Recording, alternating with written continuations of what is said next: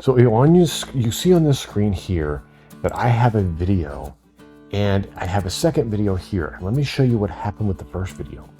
The first test ran and you can see the number of impressions spiked once, spiked twice. But if you look at the actual overview, you see the first test and the views started to go up. And then the second test and the views went up the second time. You'll notice there's no third spike here.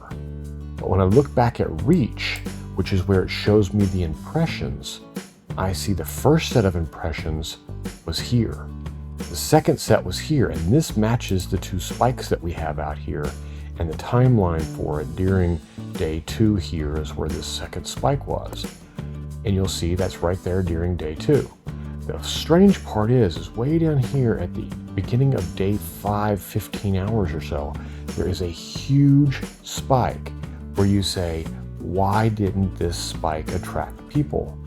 And it is interesting to see over here in that time frame, you don't see the spike. This means that it went to phase 3, test 3, or there may have been other tests in here we just didn't notice, but when during that test was a huge test and it failed.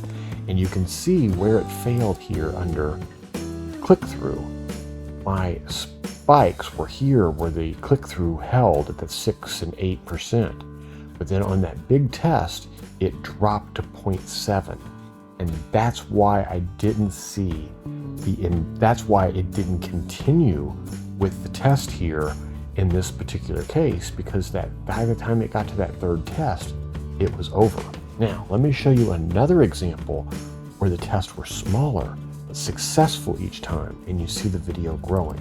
So on this video, you will notice that I have 1 spike here, and 2 spikes here, and 3 here, 4 here, and 5 here, and a little one in 6, and a big one here at 7. Now, interestingly enough, if I take the click-through, you'll notice that the click-through didn't get worse. It got better.